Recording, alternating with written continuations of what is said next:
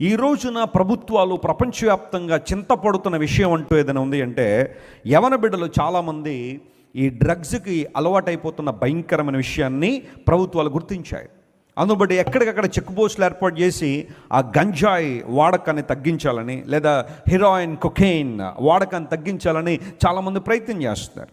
నిన్నగాక మొన్న ఢిల్లీ ఎయిర్పోర్ట్లో 13 కోట్ల రూపాయల విలువైన కొకెయిన్ పట్టుకున్నారు పోలీసు వాళ్ళు.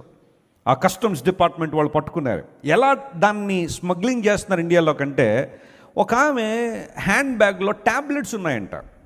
చాలా ఎక్కువ మోతాదులో ట్యాబ్లెట్స్ ఉన్నాయి. సరే, యూజువల్గా మెడిసిన్ చాలామంది వాడుకునే వాళ్ళు తీసుకెళ్తూ ఉంటారు కదా. మెడిసిన్ వాడుకునే వాళ్ళు ఆయా దేశాలు తిరుగుతున్నప్పుడు వారి మెడిసిన్ని తమ బ్యాగ్లో పెట్టుకుని వెళ్తారు. అది పెద్ద అనుమానించాల్సిన విషయం కాదు. అయితే ఈమె ఎక్కువ మోతాదులో ట్యాబ్లెట్లు ఉన్నాయి. వెంటనే ఆమెను ప్రక్కకి తీసుకెళ్ళి అడిగారు, అమ్మా ఇన్ని ట్యాబ్లెట్లు ఎందుకు తీసుకెళ్తున్నారు, మీరు ఎవరికైనా అమ్మాలా లేకపోతే మీ సొంతానికంటే కొంచెం కంగారు పడడం ప్రారంభించింది. వెంటనే ఇంట్రాగేట్ చేస్తే, ఆమెను తీసుకెళ్ళి లోపల కూర్చోబెట్టి ఇంట్రాగేట్ చేస్తే ఆ ట్యాబ్లెట్స్ లోపల కొకైన్ నింపేసి ఉందంట. ఢిల్లీ ఎయిర్పోర్ట్లోంచి కనుక ఆ బ్యాగ్ బయటకు వచ్చేసి ఉంటే 13 కోట్లు లేదా 1300 కోట్లు చాలా ఖరీదు ఆ డ్రగ్స్. ఎంతమంది యవనస్తుల జీవితాలు బలైపోయేవి, ఎంతమంది యవనస్తుల జీవితాలు నిర్వీర్యం అయిపోయాయి.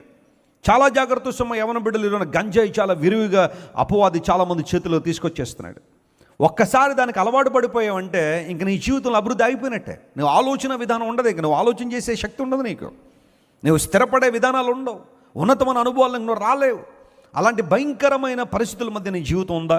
ఈరోజు నువ్వు విడిచిపెట్టాలా.